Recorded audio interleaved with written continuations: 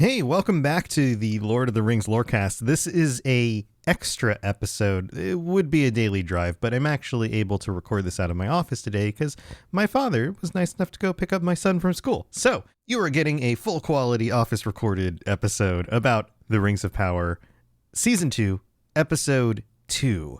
And let's get into it. Let's talk about dwarves, because this episode has so much to do with the dwarves. We're catching up with what's going on with Durin and Disa and their family, and the fact that he is now estranged from his father due to the events from the first season, and that they are trying to scrape by, that they are working hard, that they are kind of relegated to this regular family, you know, double checking the price of produce and all that sort of thing. But what I wanted to point out here is just how wonderful the dwarf setting is. Not only do we have these really cool views of the inside of Khazad-dûm, but we also get the culture, the people, the dwarves walking around at the marketplace. This feels like a very real-world kind of location. The kinds of places that you can still go to today, but also harken back for centuries. The kinds of things that you see in modern day marketplaces where you still have vendors selling things. And in the United States, this is more like a flea market or like a mall kind of setup. But there are a lot of places around the world where you have just these open markets and people shopping. And holy crap, guys, the outfits that they are wearing, the hairstyles that the women dwarves wear, the different beard variations, the facial hair on the women. All of these little details add up to create something that feels kind of slightly foreign, but yet familiar at the same time. And the dwarves, as we've talked about on the show previously, and this goes way back to, I think, the dwarf episode where we first begin the discussion of the creation of the dwarves were influenced by these minority groups, especially minority groups in Europe, like people who came from Jewish backgrounds or people who came from Romani backgrounds, the kinds of people who were part of society but yet still kind of removed. That was a big influence on the dwarves. And you see that in these characters and in the different designs of the fabrics that they wear, the clothing, the hair, all of those things. They don't look like the humans and they don't look like the elves, who we have primarily seen portrayed as the predominant cultures of this society. And it's beautiful. I mean, heck, I have it paused. The screen is paused right now on Disa's face, and you can see the intricacy of her hair. But even the little specks of, I don't know if that's gold or crystals or something, on the top of her head and the top of her forehead, like not even in the hair. The little details here are amazing. And like I mentioned in the first episode where we go into episode 1, not the first episode of the show, first episode of season 2 of Rings, you guys know. I'm not going to go play by play through every little detail here, every little event that happens, but let's talk about the throne room and how the throne room looks with the dwarves in it and Durin and his, I guess you could call these advisors or the people who are important who are petitioning him. All of that also looks really cool. The way that it's dimly lit, and especially once the skylights get broken because of the shaking that happens, which I think probably has to do with the Balrog, right? But it's this dimly lit yet very serious and important looking room. All of that design is very, very good. All right, let's talk about some of the other things that happen. We have, of course, events with Galadriel and Gil-galad, and they're debating the rings. And then we have the return of Sauron, or Halbrand, to petition Celebrimbor. And they do the TV show thing or the movie thing where it seems like there's no chance that he's going to get an audience with Celebrimbor, and yet he kind of camps out and he does his charismatic thing and eventually he gets in there. And we know where a lot of this stuff is going to go. And I think this is another thing that's worth discussing when talking about this show. Anytime you do a prequel, the questions change. On a regular show, TV show, book, whatever, you don't know how it's going to end. You don't know which characters are going to survive. You don't know, ultimately, how things are going to play out. But when you do a prequel, you do. We know for a fact, if you've watched the Lord of the Rings movies or read the books, that Elrond, as a character, will survive. That Galadriel will survive. That there are certain characters that you know you've seen later on in the story that will definitely survive. So the question and the tension around these characters no longer becomes who survives, but how. How do they survive? How do they go about what they're doing here? And that applies to Celebrimbor as well. Heck, it applies to Sauron as well. We know what happens to Sauron in this story. We know what happens to Celebrimbor. But the question is, how? We know that Celebrimbor will be, well, influenced at the least by Sauron, if not completely dominated. How will that happen? When will he survive until? Will he pass away at the hands of Sauron? How will this show do it? And that also brings about the fact that this show does break away in some ways from the traditional understanding of the histories and lore and those kinds of things. And we'll discuss that moving forward with episode 3 especially. But it doesn't do it in a way that is 100% contradictory to other things most of the time. Most of the time, it takes a passage that is vague and expands on that passage. Or it takes a concept that was still debated, orc babies, in Tolkien's own mind, and explores another view at that thing. And so in that way, it's giving us kind of this more holistic picture. So the situation with Halbrand approaching Celebrimbor and him pushing him away, and eventually that does work out for him, is interesting because we don't know before watching this how exactly that would happen. In fact, one of the things that I questioned the most when looking at the trailers is when exactly does Sauron take on the elven appearance? And we come to learn about that.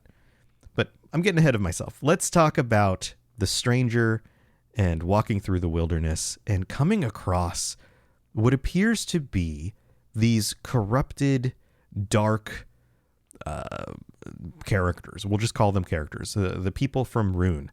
And we don't know a whole lot about these people. We know that they are probably corrupted. We know that they are influenced by dark powers.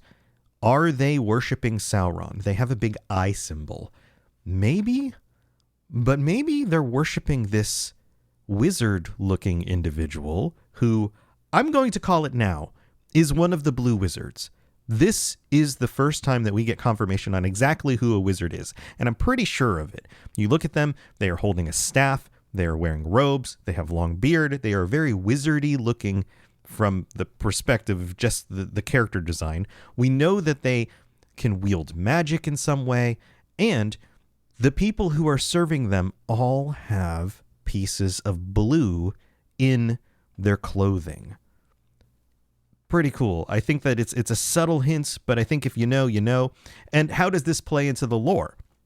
Well, we know that the blue wizards, there were 2 of them, they went off into the east and they did not return. And we don't know why. Tolkien never explains to us exactly what happens to them. So either the 2 of them succeeded at what they were doing and had to stay there because they were fighting the good fight, or one of them was fighting the good fight and one of them got corrupted, or they both got corrupted, or they both failed. Just straight up failed, maybe died or whatever, and were never heard from again.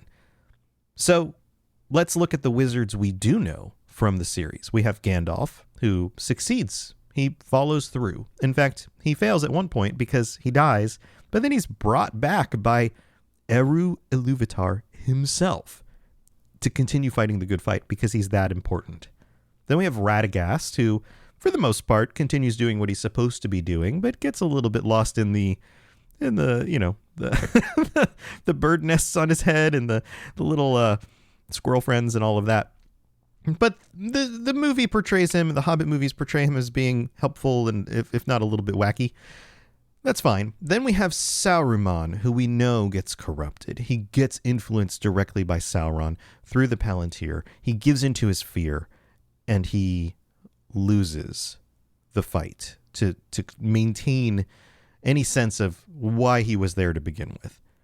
So if we're looking at the way this show is doing things and how they're handling these characters, then I think it's fair to say that to have at least one of the blue wizards lose their whole reason for being there in Middle-earth, give in to the darkness, and turn evil isn't something we haven't seen happen before. It is if it can happen to Saruman, who was supposed to be the greatest of the five, then it can happen to one of the blue wizards.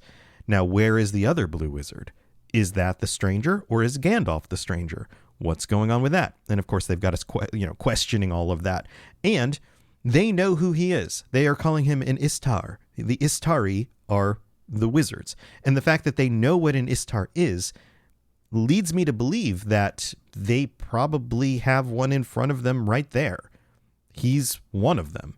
He's a blue wizard. He's an Istar.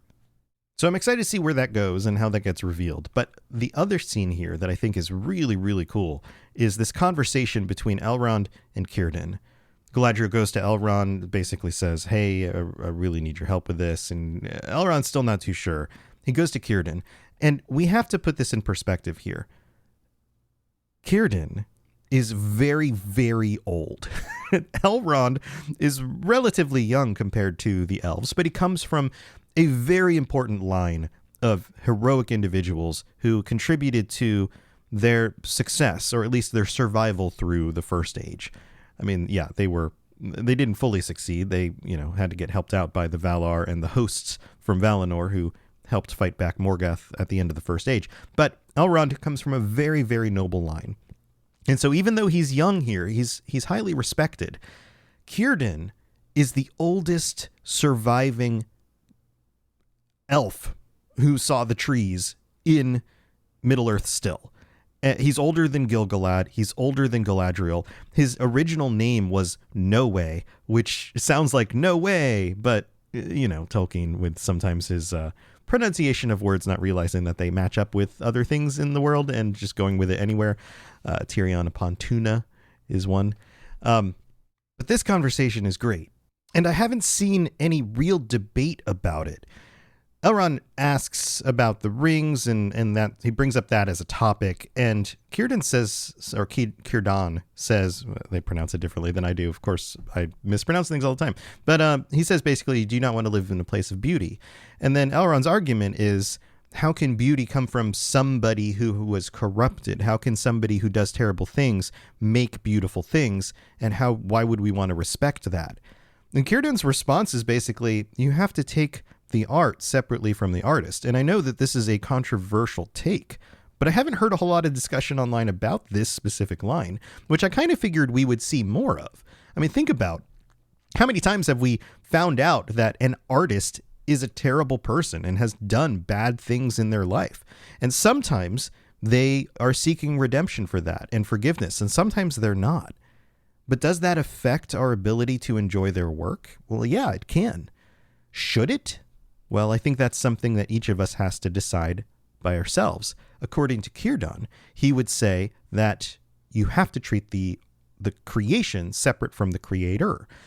And if that means that the creation is still beautiful to you, then that will contribute to the beauty you have in your life.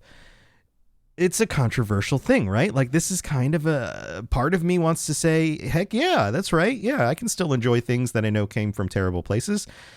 And then part of me feels like, well, maybe I shouldn't do that. And I would love to hear your perspectives on that. Feel free to debate this on the Patreon or in the chat or on the Discord. But I find that to be an interesting point because there's merit to both sides of the argument. And I think in a culture that is as capitalist as we are, there's a difference between funding something and contributing to the artist through purchasing their work, even when they do terrible things or you don't agree with supporting them.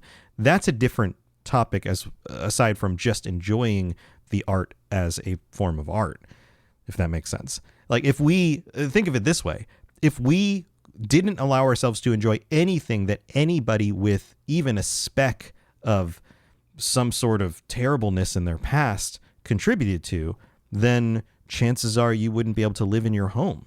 How many people worked on building your home? Were they all angels? Probably not. How many people contributed to the manufacturing of your car? Were they all angels? Probably not. What about this show? How many people? There were probably hundreds of people who worked on this show. I guarantee you at least one of them was not a good individual.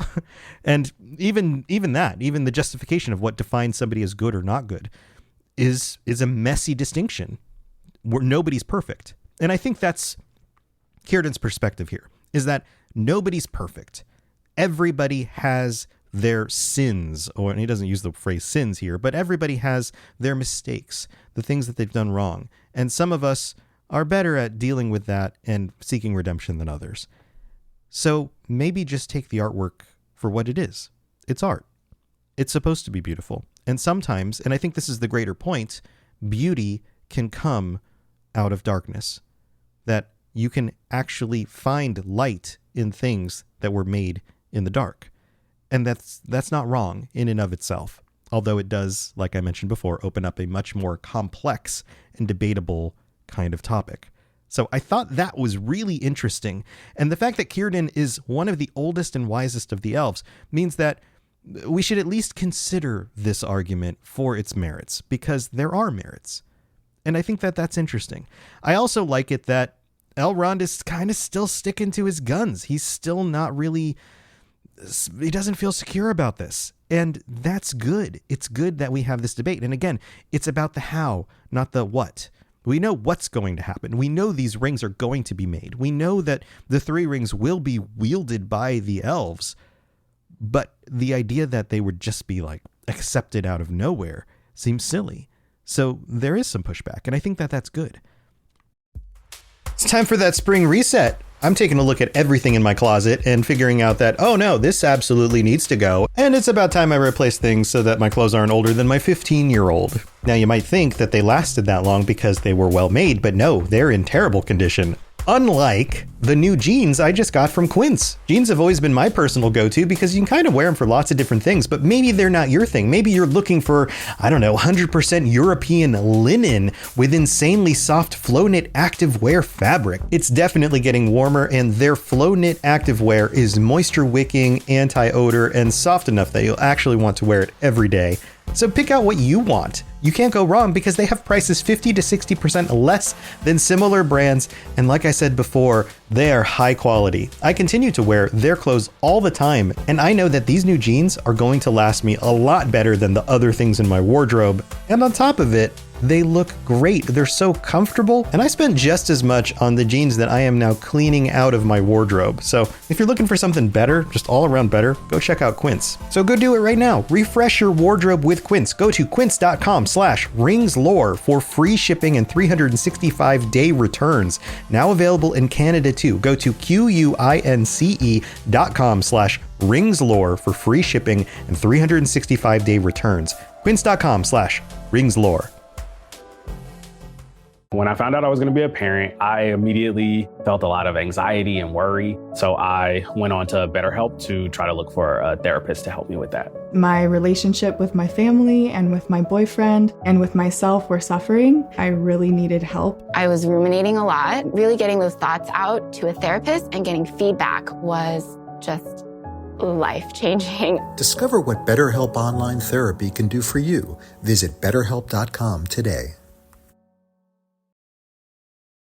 We also have the scene with Celebrimbor making the moon writing and working on that, which of course we see later on the door to Moria. I wonder if this is leading to this friendship between the elves and the dwarves and the creation of the script around the door. Maybe that's part of it, or maybe this is just kind of a reminiscent of that. But what's cool about this is that this moon writing contains elven script that basically says Elbereth or Varda, the Vala of the stars. And of course, she is one of the ones that they worship the most. And it makes sense that starlight, moonlight would trigger the writing. And so the first test of this, which that's what this seems to be, right? It seems like he's testing this out and making sure that this actually works the way it's supposed to. Like, this is a new invention. At least it seems to be the context to me. I could be wrong about that, so please correct me if I'm wrong. But it makes sense that the first design you make is for the worship of Varda, or at least the respect of Varda, and the moonlight and the starlight that would help illuminate this type of thing. I think it's pretty sure it's just the moon, but stars, moon, astral bodies, Varda, it all goes together. So I thought that was pretty cool. I don't know if you noticed that. And most people can't read the script. In fact, I didn't know until I saw this posted somewhere online, and I was like, oh, that's cool. And then we have the scene toward the end of the episode where we have Sauron revealing himself as somebody sent from the Valar to help the elves. And this is the scene that I was worried about, and I wasn't sure how they were going to pull this off, but I think they do a good job of it. He disappears, he emerges coming out of the fire, he gives Celebrimbor this vision of himself as this holy being sent from the Valar. And what's wonderful about Sauron's justification of this, as usual, is the fact that he's not having to lie that much. Yes, he wasn't sent by the Valar. He is not the emissary, but there are emissaries, the Istari, who were sent. And it seems like he might be aware of that.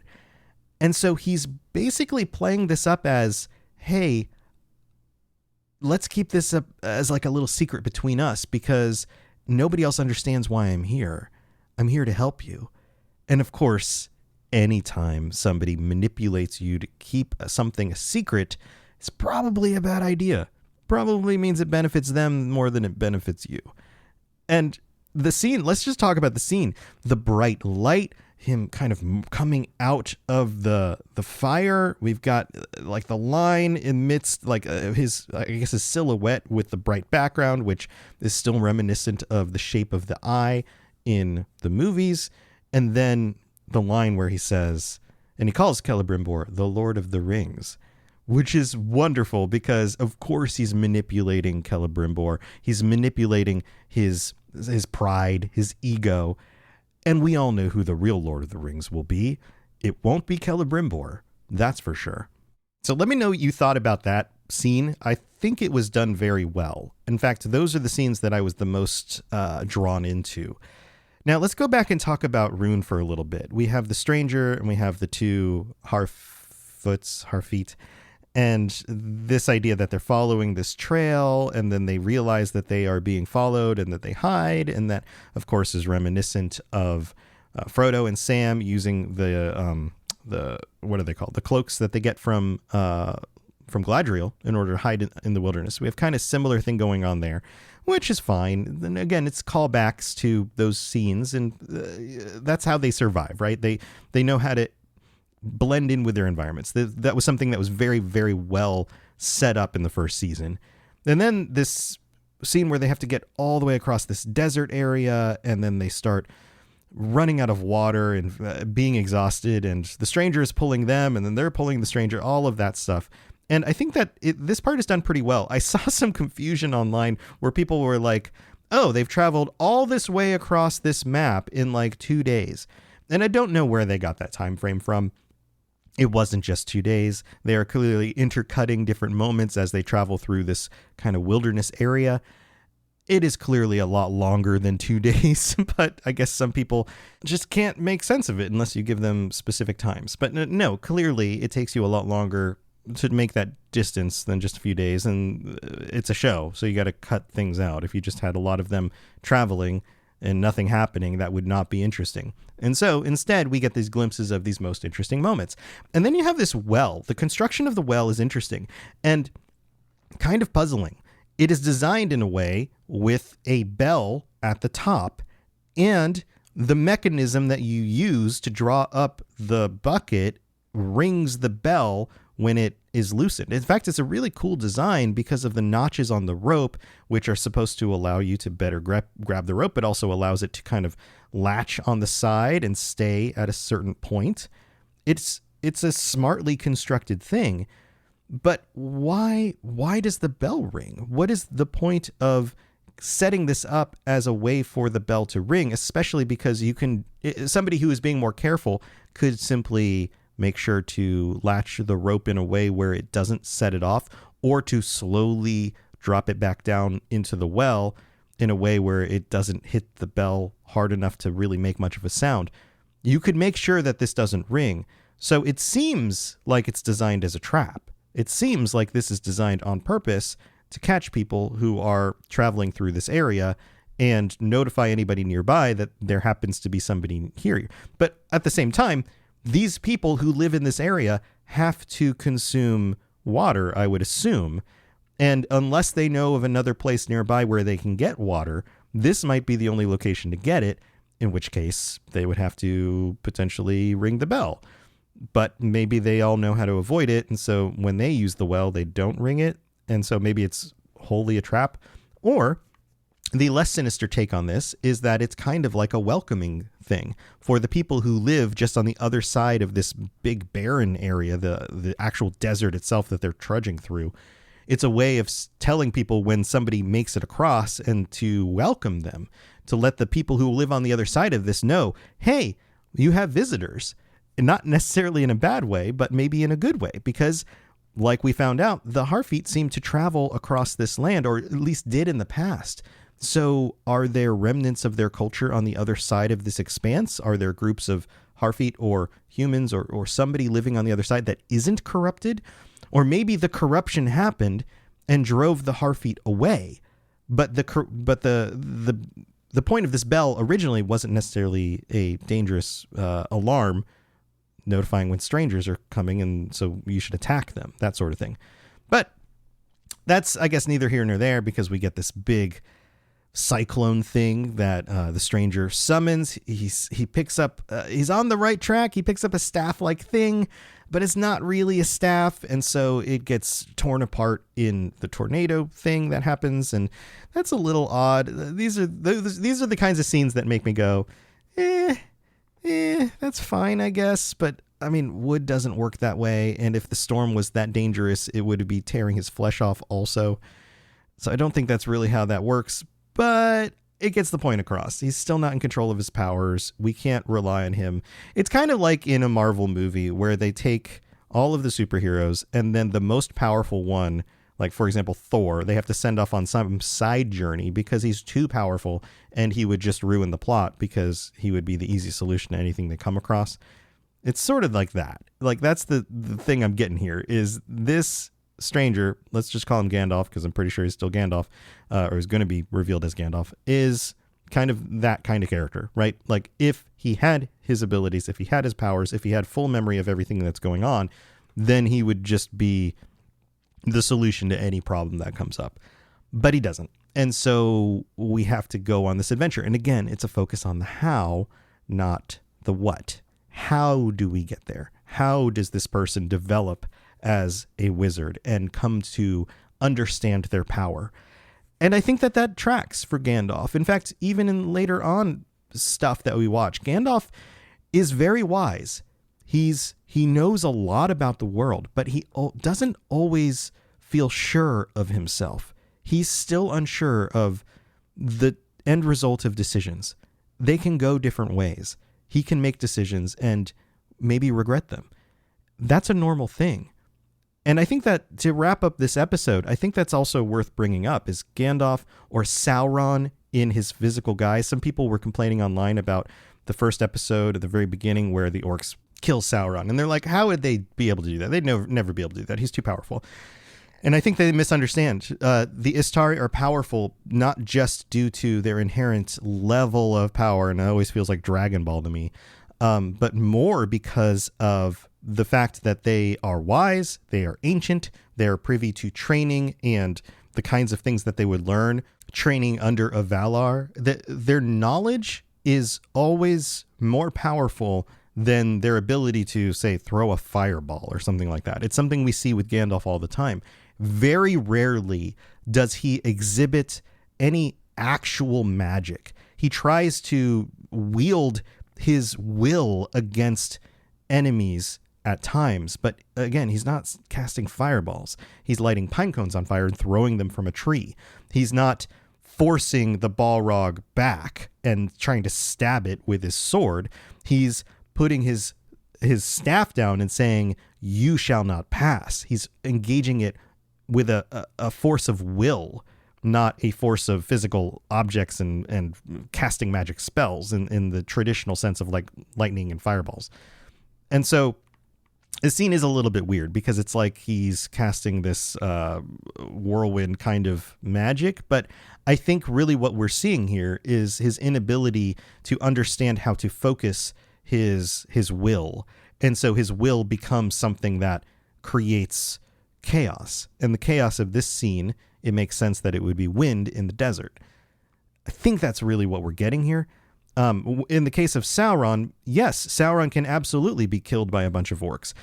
The idea here is that they are incarnate. Their spirits are powerful. Their spirits are eternal. But the bodies that they are put in have the same requirements as any other physical body. They need to eat, and maybe not as much as a regular person, but they still need to eat. They still need to take care of themselves physically. They can be wounded. They probably even can catch some forms of disease. I guess it depends. Like the elves themselves are supposed to not be able to be diseased, but I would imagine they're in the guises of men. So in some ways, they might have some of those same limitations of having the body of a man. Now, don't quote me on the disease thing. I'm not sure about that, but pretty much everything else is possible. They can die. They can starve. There are things that they have to do to take care of themselves. So in The Hobbit, as we're going through The Hobbit, and you see Gandalf say things like, well, we really need to find some food. He's not just worried about the dwarves and Bilbo. He himself needs to eat too. Maybe not as much as they do, but he still needs some sustenance. And you see that in the scene in the desert. He's as thirsty as they are when they finally get to the well. And Sauron absolutely can be killed in bodily form. He doesn't have to be in bodily form, but that's how you go about the world, actually manipulating people and talking with them. So there you go. That's my take on the second episode of Rings of Power. I will be back to talking about The Hobbit pretty soon. What I think I might do this week, since we have another episode to cover before we get the fourth episode later on this week, is I will actually cover the third episode in the slot that I would normally do The Hobbit stuff. So we're going to take a break from The Hobbit this week. I will cover episode 3 with some of my takes on that. And then next week, I'll get back to another Hobbit episode and then probably an extra episode about episode 4. So that'll kind of catch everything up. I think that will work. And then if you are part of the Patreon, don't worry, I'll still have a bonus episode for you as well. So thanks for tuning in, everyone. I hope you have a wonderful rest of your week, and I'll see you again soon.